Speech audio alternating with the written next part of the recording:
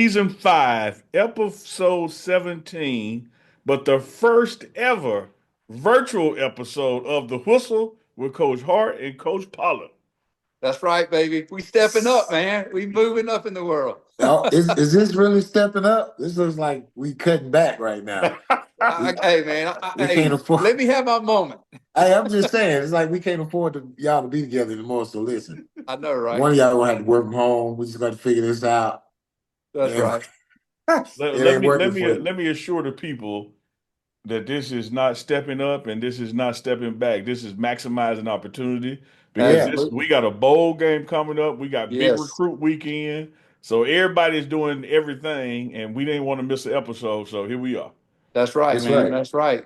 Got some guys coming in this week, man. We've been busy recruiting, trying to get our team better.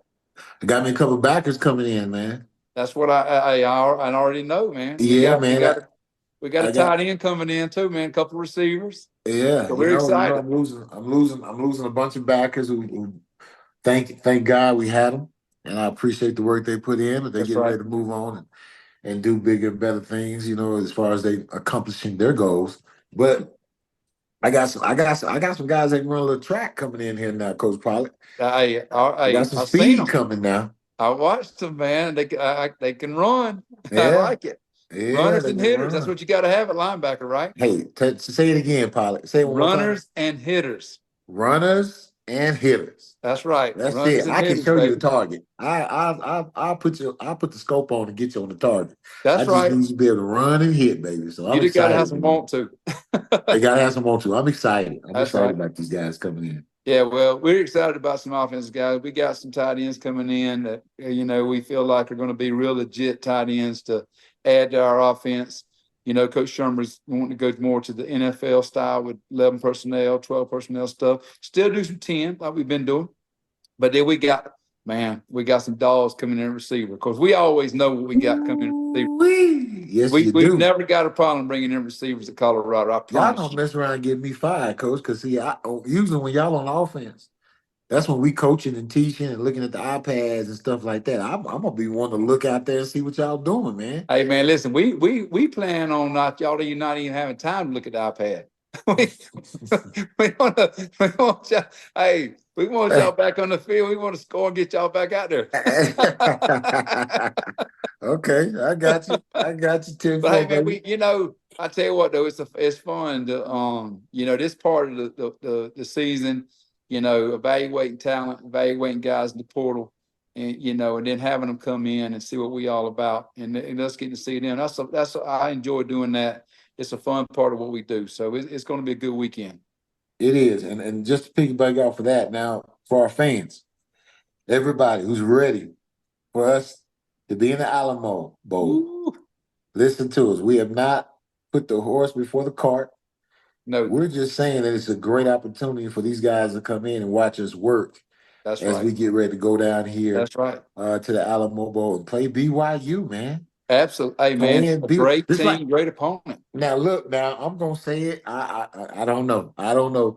My producer Uncle Neely may get me for it, but I'm gonna say it. It's like the other Big 12 championship right here, dude. Ain't no doubt. Ain't no doubt. I agree. Hey, listen, I feel like we owed them. They didn't help us out, so we're gonna have to do what we should have done to begin with. Oh man, well I tell you, man, it was amazing to see how all this kind of unfolded. Even with BYU winning, they didn't get an opportunity to go, but now we get to play another powerhouse team that was in the Pac-12, and it could have very well been us as the Big 12 championship game, BYU in Colorado. So yeah, man, we get to make a little noise and play BYU. Right. And man, I tell you what, it's an exciting opportunity because the Alamo Bowl is one of the more traditional bowls out there. They've been playing it a long time down in San Antonio. We grew up. Both of us grew up watching that bowl game. That's right. And it's exciting to be in that game, and we're excited to play that game. And I'll tell you something else I'm excited about. We got some freshmen coming in to work with us during bowl preparation, man. We got some guys coming in that are going to report soon. and Yeah, get to we see do. what them cats are all about, you know. Yeah, we do. And Yeah, I'm we sure do. they're going to be excited. I'm sure they're going to be, you know, I know that the excitement they're going to bring is going to amp the competition level up, because they're going to be trying to show us what they all about. And then the guys that's, you know, with us that's going to play in the game, they're going to have to, you know, they're going to have to establish their territory a little bit. So it's going to be fun to watch that dynamic play out, and watch our new guys come in and how they fit in with the Buffs. Yeah, well, the Buffs need to set the standard. That's for sure. Absolutely. Set the standard. Make sure they understand what's required, That's and right. there's no negotiations whatsoever when it That's comes to right. how we get our business done. And if they Absolutely. can leave those guys with that impression as we go on to the bowl game and they go on with their lives and what they're doing, man, I think we're building a culture here. No We're doubt building about what it, we man. want. No doubt about it. It's So, exciting. Hey, it is. what a great opportunity to pick up our 10th win, man. There's not many college football teams that are going to say they won 10 games, and we got a great opportunity to put up double-digit wins. I don't think that's happened that many times here in Colorado. So, you know, we got a chance to make history, man. And you know, so we're taking the bowl game very serious. Our kids are going to take it very serious, and I'm telling you what, I'm looking forward to competing and getting out there one more time with everybody. You know, being able to be on the field again with Shedeur and Travis one more time, you know, is going to be special, because we've kind of seen what Coach Hart, myself, Uncle Neely, we've all been with both of those guys from the start, and it's been a joy to watch them grow. And man, we want to send them jokers out the right way, because they sure have been a blessing to us, and we want to bless them and just do the things the right way and help them, man. And you know, speaking of those guys, man, both of those guys have racked up some postseason awards. Man, it's been exciting to watch. You know, Shedeur with the Unitas Golden Arm Award. You know, I don't know what the Heisman voters are thinking that don't have him in the finals. We ought to have two guys in New York this weekend in the finals, but you know, and then of course Travis is, man, I think he got the Walter Camp Award, he got the Blitnikoff, and he's gonna pick the Heisman up Saturday night, man. That's gonna be pretty special. That's gonna be great, man. I mean, it's gonna be good to see. So, you know, we walk in the hall now, Pollock or Ganili. When we walk in the hall going to the business, the facility, we'll see two Heisman statues there, man. Hey, listen, man, I was looking down the list. You know, I was walking down the hall today, and I was like, you know, we got to add a Walter Camp, we got to add the Blitnikoff in here, and now we got to add a second Heisman, man. So it's exciting, and of course, you know, the Unitas Award. I mean, man, what a great way to cap off a great season with those postseason awards. You know, Travis being the first Walter Camp All-American on each side of the football, offense and defense. So that's something else, man. And then of course we've seen what Shedeur has done, and you know, people may say I'm biased towards him, but that's okay. But I believe he's the best quarterback in the country, and he should definitely be in New York getting his due this week as well, because he's certainly earned it. But you know what, man? Hey, we're proud of both of them. We're proud of all the guys. Who am I missing? We got you know, BJ got Big 12 Newcomer of the Year, right? Did I get? I think he did. Yeah, I think he did. Yeah. You know, of course, Travis got Defensive Player of the Year. Shedeur got Big 12 Offensive Player of the Year. Man, what just a great postseason for the Buffs, man. That's what happened when you win and have success. You guys are going to get those recognition. And man, we're just excited about our guys and what all they've accomplished. I'm sure. Hey. And we got two freshman All-Americans, Jordan Seaton and Cash Cleveland. Yeah, you know, I'm sure I'm missing some guys. I apologize ahead of time, but I'm just trying to do this off the top of my head. But man, it's exciting. It's exciting to see those young men, you know, win those awards and be recognized for their hard work. Well, you talk about one thing that most people, all parents, all athletes got to understand it. You know, when you want to get to the next level, one of the best things that can happen for you is to have a chemistry and a culture of a winning attitude in your team, because the more you win, the more scouts look at you as a player. Amen. To bring to the next level. It's not always about your production. And I think that's right. A lot of people got to understand that. And, you know, you got some kids that are or players that are really talented on teams that are not quite meeting the bar Right. and winning, and you wonder why sometimes your recruiting suffers. Well, it's because winning breeds winning. So if you have a winning attitude and winning culture, even if the player himself has not garnished as many production yards or whatever you want to call it, the attitude, the chemistry, the want-to, the starvation, not the hunger, but the starvation to want to be the best and to be accountable and be a leader and make it a player-led team. That's where that comes from. So when you come to the bus, man, you come to a winning program, guess what? There are NFL scouts that are looking at you and thinking, hey, man, this kid can help us win because he knows what it takes to win as a team. That's right. Yeah. And you know, it's no different when we recruit kids. You know, we look for kids that are at winning programs as well. You know, because they already know the work and the sacrifice and what it takes to win. And you know, it's hard to teach a kid that hasn't been on a winning program how to win. You know, he could have all the talent in the world, but if he doesn't know how to win, and he doesn't expect to win, see, that's the difference. Expecting to win. And it's a level of expectation that we have, and it's what and you know, you're right. NFL teams are coming around because we're winning. We've got some talented players, but they also know that they've been brought up the right way in our program and learn and taught how to win, so they don't have to teach them those kinds of things. They're bringing that to the table already. Coaches, let me ask you this. It's tying into what y'all was just discussing right there, and I'm gonna frame it as this: the portal ain't personal. You know, you're gonna have guys leave you. You're gonna have guys come to you, and now this is, you know, second, third, fourth season, y'all having learned and managing the portal. Just talk to the fans out there about that impact, because they think it's doom and gloom when people leave, but then when you look at who's coming in the production of who's coming, it ends up being addition by subtraction. Well, let me tell you this. Let's say this first of all, because that's a great point, Uncle Neely. Think about this, guys. What everyone is doing now, if you're really a fan of college football and where the sport is going, what everyone is doing now, we did at Jackson State. Yes. And we did our first year here at Colorado. But here, when we did it at Colorado, because it is a Power 4 school, it was blown up a little bit, you know, bigger than what it would have been at Jackson State. And people were against it. Oh, we don't know what we're doing. Da, da, da, da, da, da. And if you look today, Coach Pollard, Uncle Neely, if you look today at the teams who are winning this year and what they've done, they have been in the portal. And they've been in the portal big time. That's right. And they've let some kids go. We got criticized for it. I'm sorry because I'm on the soapbox, but I got to say, we got criticized for it. But we set the standard and we set what the new trend is, and no one's saying anything about that. Well, that's correct. And the thing about it is, you know, it's all about, you know, giving kids opportunity. And I know the portal's has gotten a lot of negative press with some of the traditionalists, but, you know, I would have hated to know at 17 years old that the decision I made, I had to stick with for the next 5 years. You know what I'm saying?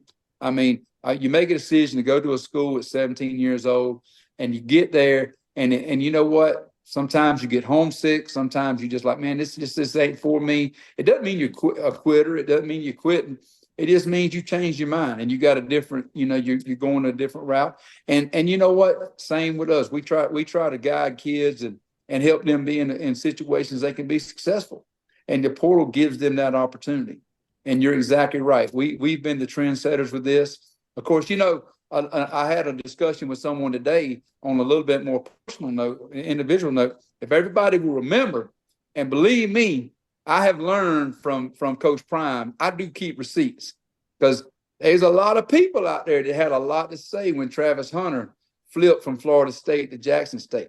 And everybody was talking about Travis was making a mistake and he was ruining his career and he would regret that decision. He would and he'd leave Jackson State and go somewhere else after a year.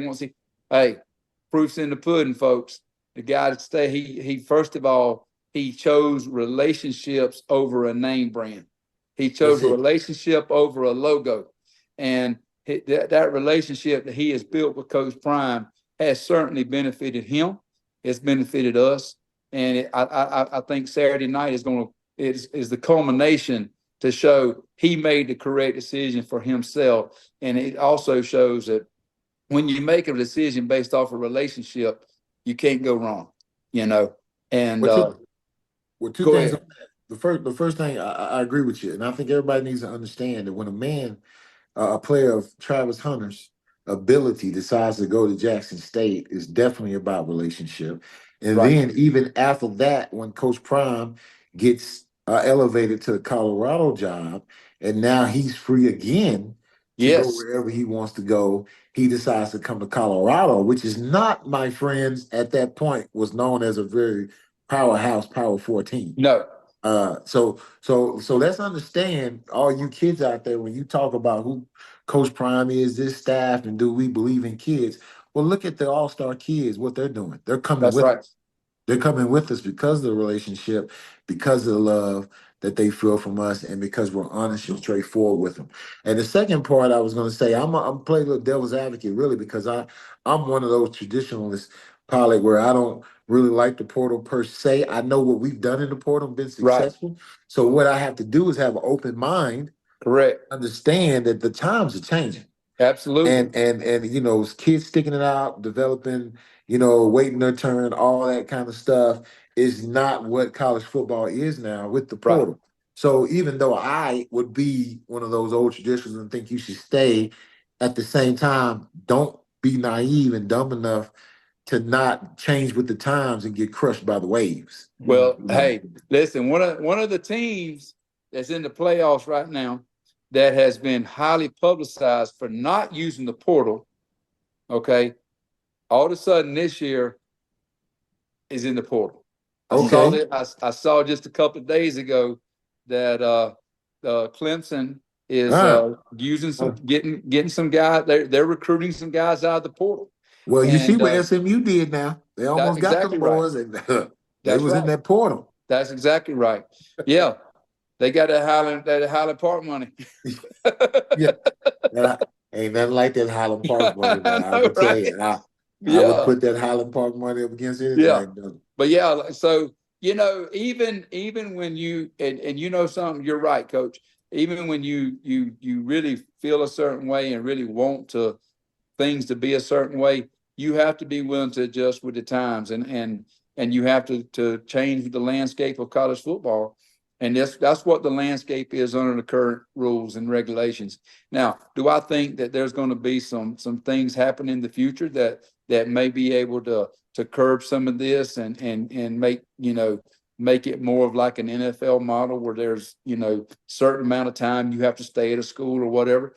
That possibly could be coming down the line. But under what the guidelines we've been given now, this is what we're dealing with, and we have to play within the rules and do what if you want to compete, you got to do it. You know, you got to be a gunslinger.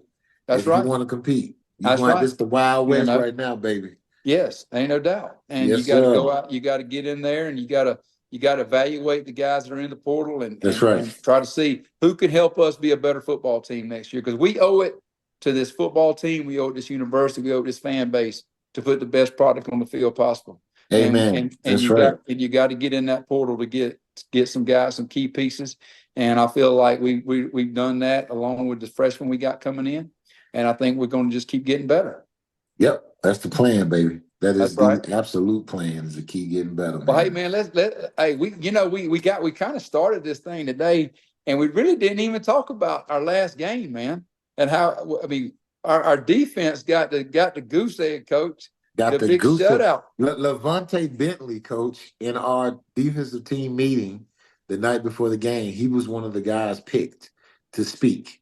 Yeah. And he spoke, and that's what he said. He said, man, let's go out here, you know, and capture our confidence back and leave these guys with a goose egg on the board. That's I don't right. care what else happened. They can't win if they don't score. In so many words is what he said. So let's go out here and get a goose egg. And dang it, man, if we didn't go out there and get a goose egg, as we got to like the third quarter, Coach Pollock, like the middle of the third, you know, you kind of peek up there. And, oh, yeah. And you see the scoreboard, you like, don't. Here we go. Here we go. Let's go. Man, stay focused, man. No, stay focused. Just keep going.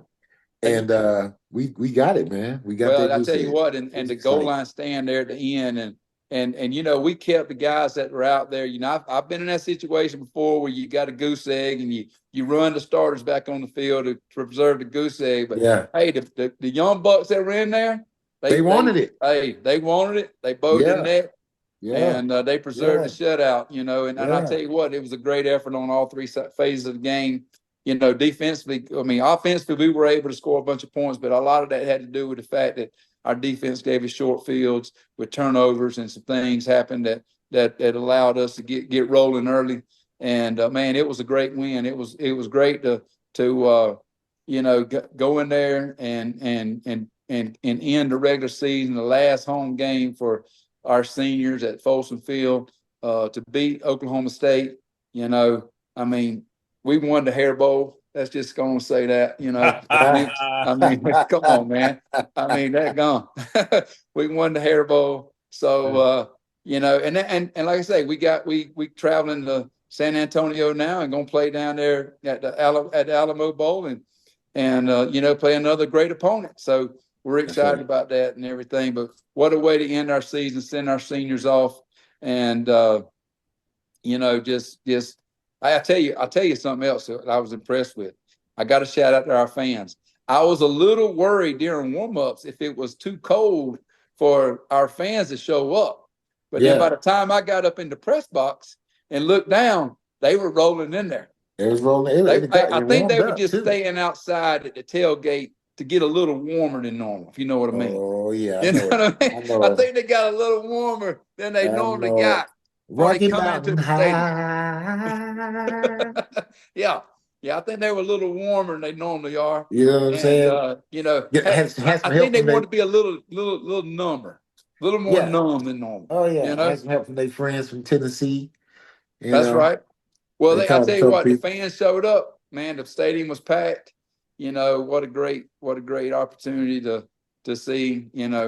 Some of our seniors play for the last time in Folsom Field, and our guys showed up. What am I talking about? I forgot. We got some pretty good bourbon here.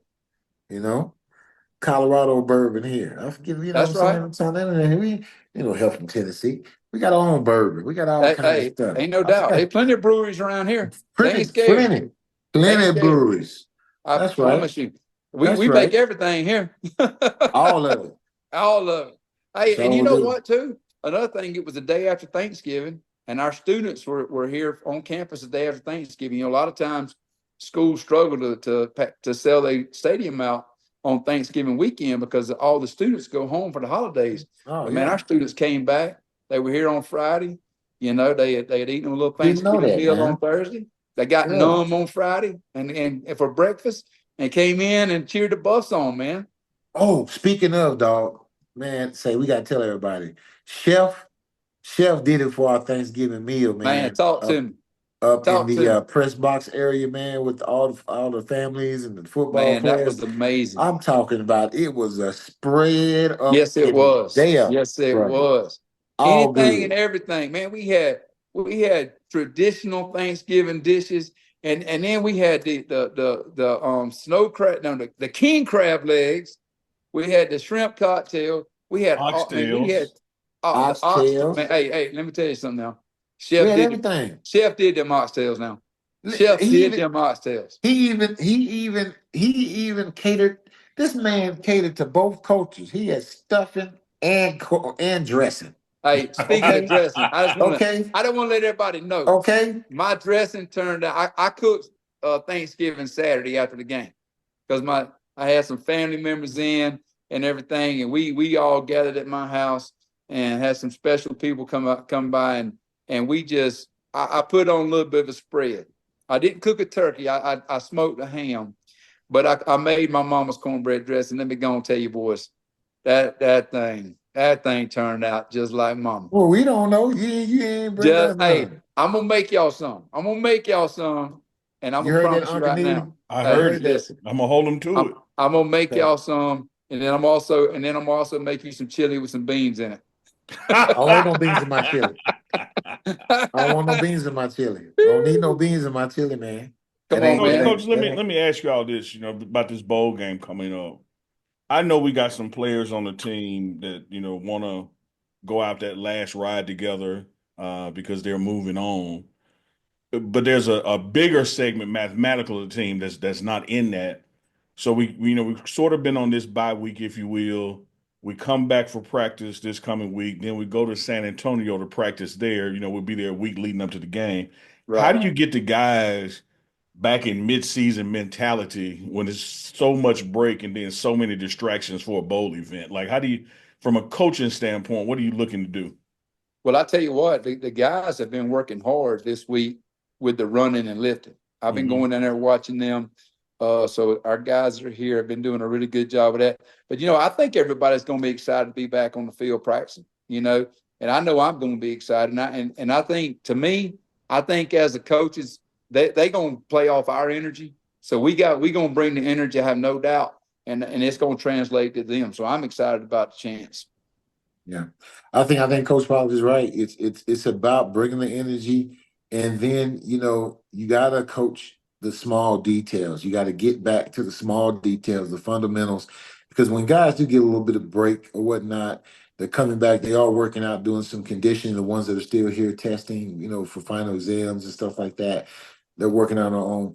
But once you get on that field, the thing you have to do, and I think what sharpens the players and gets them back in that mode, is you start coaching the details, like the little bitty things that you've been working on all year, that because you've been off a couple of days, you know what I'm saying, you may have to refocus, because it's always not, it's not about what you coach, it's about what you emphasize. Right. And so emphasizing those small details, making sure they're back in shape, getting their minds back sharp, going through the things that you would do normally within the day. I think they'll snap back in, because athletes are about repetitiveness, about having a schedule and stuff like that. So, it should click back like normal, but you have to get back on the details, get them corrected, make sure they're doing the little things right, and everything else will take care of itself. That's right. That's right. Well, guys, hey, what's one thing we hadn't talked about, and we'll go into more details on our next episode on this. But hey, we need to talk about the college football playoffs. We had a little controversy. Man, I don't want to talk about no college football playoffs, man. But I know we're mad about it. I know we're mad. But I want to hear from a Dallas guy. I want to hear from a Dallas guy, because the big controversy was between SMU and Bama.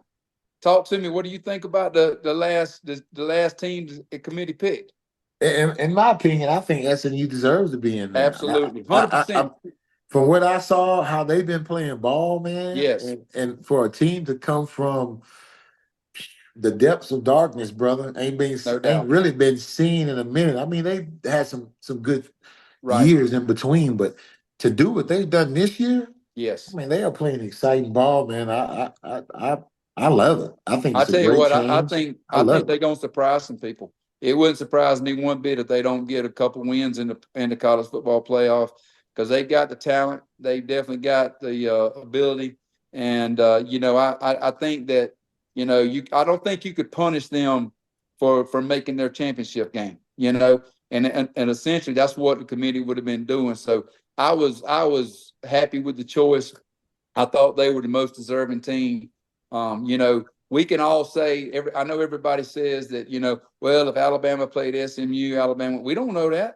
We don't know that. If Alabama had a chance to beat Oklahoma, and they got drugged. I mean, drugged. Right.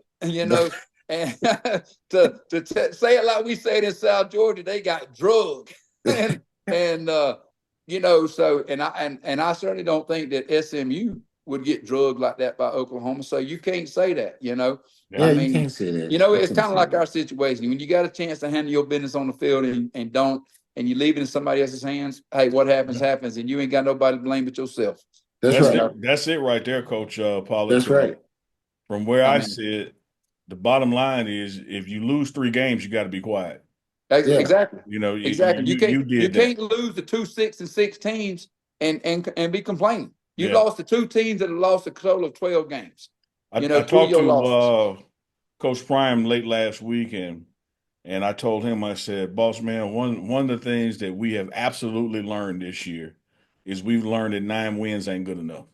Absolutely. That somehow this offseason, this bowl game, this spring, this summer, next August, we got to find 1 or 2 more wins. Correct, no Because doubt. we learned in year one, 9 wins don't get it. And 9 Absolutely. wins is a beautiful thing in college.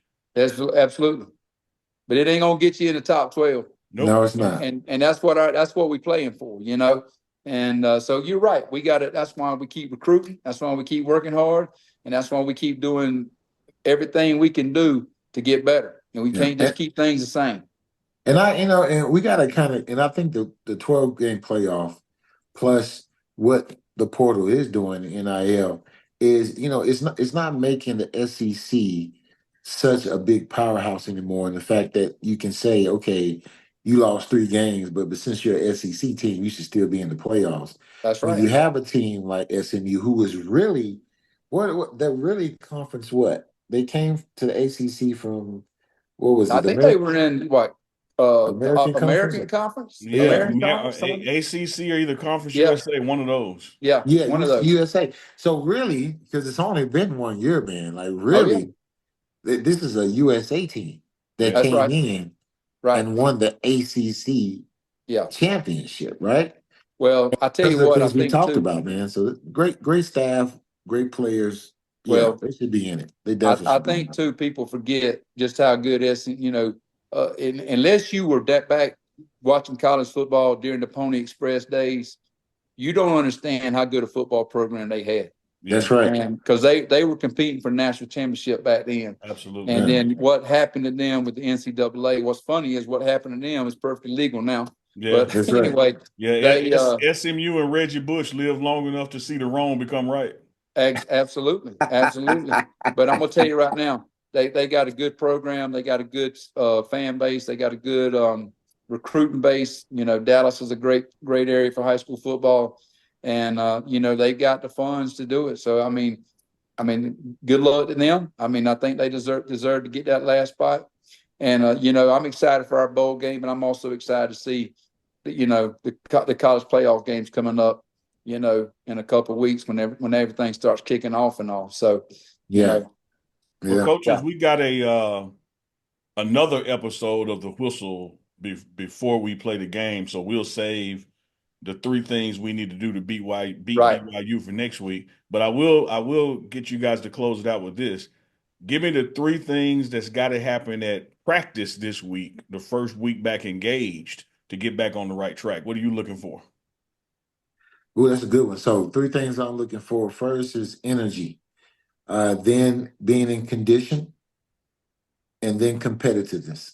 Right. Those 3 things we have to have. We have to have the energy coming in. You got to have the coffee, football for breakfast, baby. Then you got to be able to have the conditioning showing you're still in shape. You know what I'm saying? No injuries, things of that nature. You're primed, ready to go. And then the competitiveness, compete, which I think encapsulates accountability. You know what I'm saying? And then being able to lead and call people out that need to be called out. So being able to compete, getting those things going is going to get us in the right mind frame to do what we need to do at the Alamo Bowl. Yeah, I agree 100%. I'm looking for the energy, the competitiveness, but I'm also looking for focus. I want guys to get back focused on football, focused on this, getting this W. Focused on getting better every day. This is the end of the season, and we need to finish it the right way. Because we want to take momentum into the off season, and I'm just looking for guys to come back and just have that mindset that hey, we're here to take care of business, because we've all seen bowl games won and lost based off of one team wanted to be there and the other team didn't want to be there. Mm-hmm. We want to be there, and we want I'm looking for next week to see the kids that want to be there. You know what I mean? Because that's who needs to be on the field, the ones that want to be there, because that's who's going to win the football game. Because a lot of times in a bowl game, one team's interested and one team's not interested. Mm-hmm. And we need to be the interested team. And that's what I'm looking for next week, to see who's interested in winning the Alamo Bowl and going out with 10 wins and carrying us into next season with the momentum we need to be successful. Amen. Love it. Take us out, Coach Pollard. Hey, man, we love y'all. We glad y'all came. We glad that we finally got our episode on the Zoom call done. So, hey, everybody, until next week. Peace. Peace. Buffs.